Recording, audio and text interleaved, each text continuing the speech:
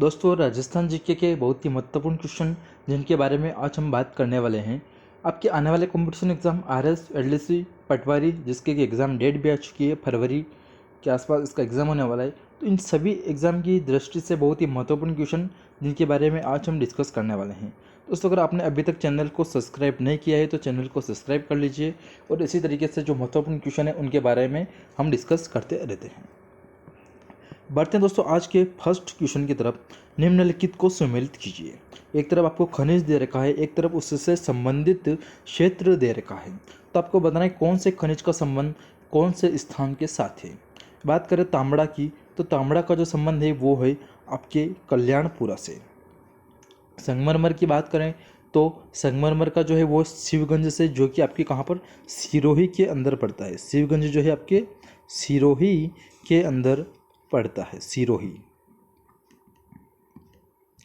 और बात करें दोस्तों अगर तांबे की, तो तांबा जो है उसका जो संबंध है खो दरीबा के साथ, जो कि आपके कहाँ पर है अलवर के अंदर। अलवर के अंदर है तांबा, खो दरीबा। और अगर बात करें घिया पत्थर की, तो घिया पत्थर जो है उसका संबंध है दौसा के साथ।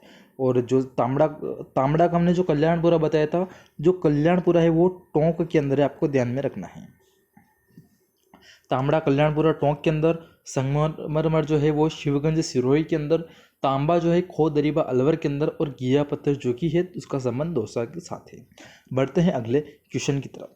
निम्नलिखित में से कौन सी फसल राजस्थान में खरीफ के मौसम में उत्पादित नहीं की जाती है। तो आपको बताना है कौन सी फसल है जो कि उत्पादित नहीं की जाती है खरीफ के मौसम में। दोस्तों, मूंगफली, सोयाबीन और तिल। मूंगफली, सोयाबीन और जो तिल की जो फसल है वो उसकी बुआई खरीफ के मौसम में की जाती है। और सरसों, जो कि आपका राइट आंसर होगा ऑप्शन नंबर बी, सरसों, जो कि आपके रबी की फसल है। आपका ऑप्शन नंबर बी राइट होगा, सरसों जो कि आपके रबी की फसल है। एक बार नज़र डालते हैं कि खरीफ की फसल कौन सी है, जो कि जुलाई से अक्टूबर तक, आपको ध्यान रखना उसका टाइम पीरियड। खरीफ की फसल का जुलाई से अक्टूबर। और उसके अंदर कौन कौन सी फसल आती है, धान, चावल, मक्का, ज्वार, बाजरा, मूंग, मूंगफली, गन्ना, सोयाबीन, उड़द, तुवर, जूट और कपास। ये जो फसल है वो आपकी खरीफ की फसल है, आपको ध्यान में रखना है। बात करें रबी की फसल की, तो उसका जो समय है वो है नवंबर से मार्च तक। और इसके अंदर कौन कौन सी फसल आती है, गेहूँ, जौ, चना, मसूर, सरसों, मटर, तारामीरा, अलसी, धनिया, जीरा और आदि। तो ये जो फसल है दोस्तों ये है आपके रबी की फसल है, आपको ध्यान में रखना है। बढ़ते हैं अगले क्वेश्चन की तरफ। राजस्थान में जनसंख्या का सबसे कम घनत्व किस जिले में है। तो आपको बताना है राजस्थान के अंदर जनसंख्या का सबसे जो कम घनत्व है वो कौन से जिले के अंदर स्थित है। तो वो है दोस्तों आपके जैसलमेर के अंदर है, सबसे कम घनत्व है। बात करें सर्वाधिक घनत्व की और सबसे कम घनत्व की, अगर सर्वाधिक घनत्व की बात करें तो वो है जयपुर, भरतपुर और दौसा। जयपुर, भरतपुर और दौसा आपको ध्यान में रखना है, जिसके अंदर सर्वाधिक घनत्व है। जयपुर का आपको ध्यान रखना है 595 सर्वाधिक घनत्व है। सबसे कम है वो है जैसलमेर, क्वेश्चन के अंदर अभी हमने बात की। उसके बाद आता है सेकंड पर बीकानेर और थर्ड पर आता है बाड़मेर। थर्ड पर आता है बाड़मेर और सेकंड पे आता है बीकानेर, जो कि आपको ध्यान में रखना है। राजस्थान की जनसंख्या का घनत्व आपको ध्यान में रखना है कितना है, 200 है। राजस्थान की जनसंख्या का घनत्व 200 आपको ध्यान में रखना है। बढ़ते हैं अगले क्वेश्चन की तरफ। राजस्थान में नौटंकी नृत्य के जन्मदाता किसे माना जाता है। तो नौटंकी का जो नृत्य होता है उसके जन्मदाता किसे माना जाता है। आपका राइट आंसर है ऑप्शन नंबर डी, भूरीलाल को इसका जन्मदाता माना जाता है। और अगर बात करें दोस्तों भारत में यूपी के जो रहने वाले हैं, जो नत्थाराम शर्मा, उनको जन्मदाता माना जाता है नौटंकी। और राजस्थान की अगर बात करें तो राजस्थान में नौटंकी के जन्मदाता है वो है आपके भूरीलाल। भूरचंद्र जैन की बात करें तो जो गैर जो नृत्य है उनके अंदर इन्होंने पद्मश्री सम्मान जो पुरस्कार है उससे सम्मानित हो चुके हैं, भूरचंद्र जैन। और आपको ध्यान रखना है गैर जो नृत्य है वो पुरुष नृत्य है। फल्गुबाई की बात करें तो गुजरों का जो नृत्य है चरी नृत्य, उनकी यह प्रसिद्ध नृत्यांगना है, आपको ध्यान में रखना है फल्गुबाई। तो यहाँ से जो महत्वपूर्ण जो इनसे रिलेटेड जो भी बनते हैं उनके बारे में हमने डिस्कस किया है। दोस्तों, अगर आपको वीडियो अच्छा लगे तो चैनल को जरूर सब्सक्राइब करें, वीडियो को लाइक करें और अपने दोस्तों के साथ शेयर करें। बढ़ते हैं अगले क्वेश्चन की तरफ। राजस्थान के किस जिले में भाखड़ा नागल बांध से सबसे अधिक सिंचाई होती है? तो सर्वाधिक जो सिंचाई होती है भाखड़ा नागल बांध से वो होती है आपके श्री गंगानगर जिले के अंदर। ऑप्शन नंबर ए आपका राइट होगा। जो भाखड़ा नागल जो बांध है उसको वो भारत की सबसे बड़ी नदी घाटी परियोजना है, इसलिए जवाहरलाल नेहरू ने इसको चमत्कारी विराट वस्तु भी कहा था।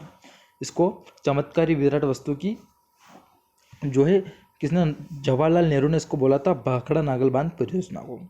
और यह जो परियोजना है वो राजस्थान, पंजाब और हरियाणा इन तीनों की परियोजना है, जिसके अंदर राजस्थान की जो सिंचाई होती है वो होती है 2.3 लाख, जो 2.3 लाख हेक्टेयर के अंदर उसकी सिंचाई होती है। आपको ध्यान रखना है 2.3 लाख।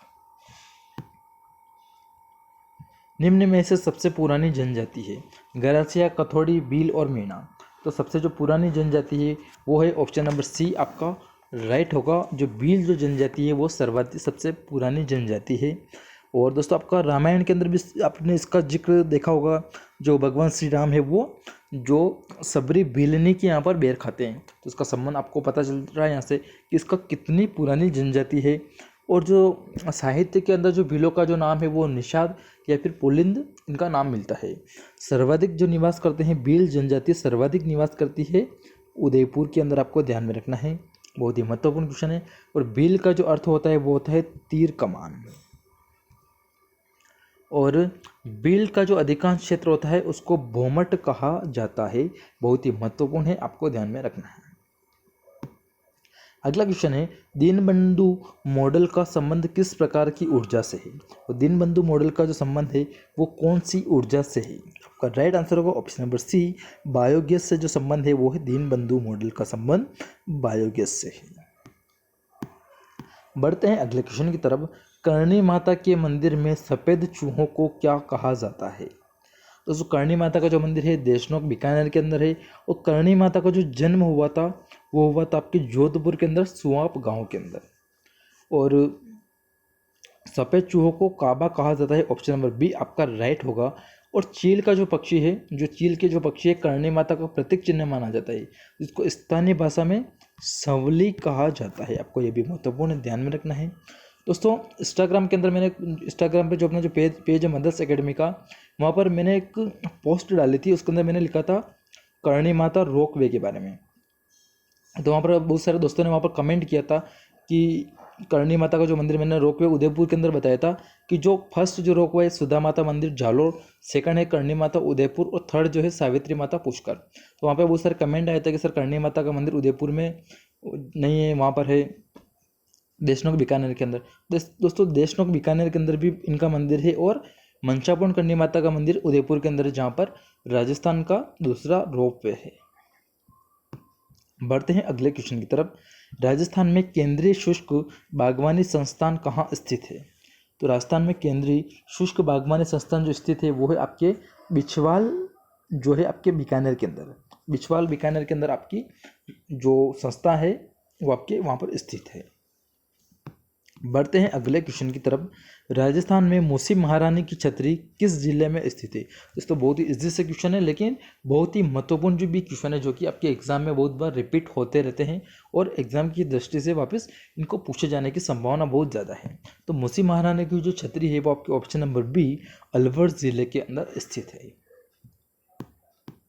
निम्न में से कौन सी झील खारे पानी की झील है? तो आपको बताना है इनमें से कौन सी जो झील है वो खारे पानी की झील है। फतेह सागर, आना सागर, पिछोला, ये तीनों ही झील आपके मीठे पानी की झील है, जिनमें से फतेह सागर और पिछोला दोनों ही झील आपके उदयपुर के अंदर है। आना सागर झील है आपके अजमेर के अंदर है।